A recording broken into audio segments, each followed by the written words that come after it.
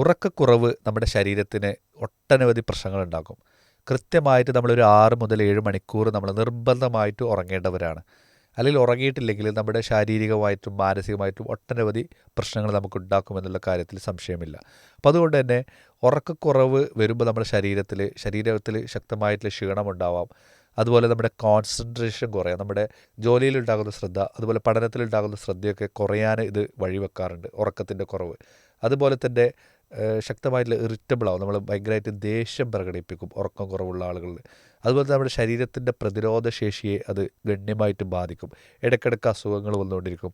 ശാരീരികമായിട്ടുള്ള പ്രശ്നങ്ങളോടൊപ്പം തന്നെ മാനസികമായിട്ടുള്ള ഒരുപാട് പ്രയാസങ്ങൾ ഈ ഉറക്കക്കുറവ് വഴിവെക്കും എന്നുള്ളതാണ്. പിന്നീട് ദീർഘകാലം ഈ ഉറക്കക്കുറവ് നീണ്ടു നിൽക്കുകയാണെങ്കിൽ ശരീരത്തിൽ നമ്മുടെ പ്രമേഹം പോലെ, ഡയബറ്റീസ് പോലെ, അല്ലെങ്കിൽ ഹൈപ്പർ ടെൻഷൻ, ഷുഗറും പ്രഷറും, അതുപോലെ തന്നെ കാർഡിയക് അസുഖങ്ങൾ ഒക്കെ വരാനും, അതുപോലെ മാനസിക ആരോഗ്യത്തിന് കാര്യമായിട്ട് പ്രയാസം വരുത്താനും ഈ ക്രോണിക്കായിട്ട് ഉറക്കക്കുറവ് വരുമ്പോൾ നമുക്ക് പ്രയാസം ഉണ്ടാക്കാറുണ്ട്.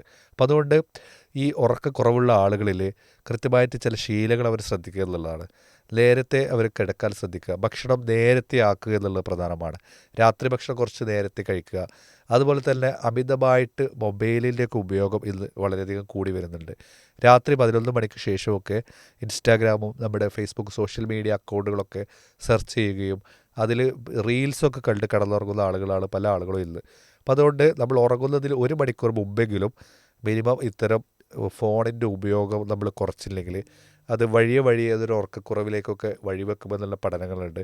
ഈ ഉറക്കക്കുറവ് വരികയാണെങ്കിൽ ഞാൻ നേരത്തെ പറഞ്ഞ പോലത്തെ ശാരീരികവും മാനസികവുമായിട്ടുള്ള പ്രയാസങ്ങൾ ഡെവലപ്പ് ചെയ്യാൻ സാധ്യതയുണ്ട്. ഇനി ഉറക്കക്കുറവുള്ള ആളുകൾക്ക് ഏറ്റവും ലളിതമായിട്ടുള്ള നമുക്ക് വീട്ടിൽ തന്നെ ചെയ്യാവുന്ന ഒരു ഹോം റെമഡി കൂടി ഇന്നത്തെ പീസ് റേഡിയോ ആരോഗ്യ ചിന്തയിൽ പങ്കുവെക്കാം. അത് ഏറ്റവും പ്രധാനമായിട്ടുള്ള ഒന്നാണ് നമ്മുടെ നേന്ത്രപ്പഴം അല്ലെങ്കിൽ ഏത്തപ്പഴം എന്ന് പറയുന്ന നല്ല പഴുത്ത നേന്ത്രപ്പഴം ചെറുതായിട്ട് അരിഞ്ഞിട്ട്, ഒരു പഴം മുഴുവനായിട്ട് ചെറുതായിട്ട് അരിയുകയും അത് 1 ഗ്ലാസ് വെള്ളത്തിൽ നമ്മൾ ഇട്ടിട്ട് നന്നായിട്ട് തിളപ്പിച്ച് അത് നല്ല കുറുകി വരുന്ന ഒരു സമയത്ത് കുറച്ച് ഒരു വെള്ളപ്പാട പോലെയൊക്കെ ആ വെള്ളത്തിൽ വരും.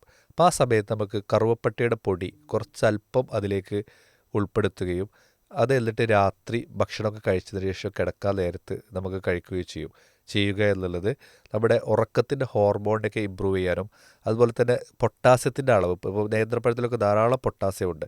ഈ പൊട്ടാസ്യം നമ്മുടെ സ്ലീപ്പിനെയൊക്കെ ഇൻഡ്യൂസ് ചെയ്യും. അപ്പം അത്തരം കാര്യങ്ങൾ നമ്മൾ ഭക്ഷണത്തിൽ ഉൾപ്പെടുത്തി കഴിക്കുക എന്നുള്ളത്, ഇത് രാത്രി ഭക്ഷണമായിട്ട് ഒരു റെസിപ്പിയായിട്ട് രാത്രി പ്രിപ്പയർ ചെയ്ത് കഴിക്കുന്നത് സ്ഥിരമായിട്ട് ഉറക്കക്കുറവിൻ്റെ പ്രശ്നങ്ങളുള്ള ആളുകൾക്ക്, അല്ലെങ്കിൽ അമിതമായിട്ട് ടെൻഷനും പ്രശ്നങ്ങളൊക്കെ ഉള്ള ആളുകൾക്കൊക്കെ അത് കുറക്കാനും നല്ലൊരു സൗണ്ട് സ്ലീപ്പ് കിട്ടാനൊക്കെ ഇത് നല്ല ബുദ്ധിമുട്ടുള്ള ആളുകളെ കുറച്ച് ദിവസം അടുപ്പിച്ച് സ്ഥിരമായിട്ട് കഴിക്കുക.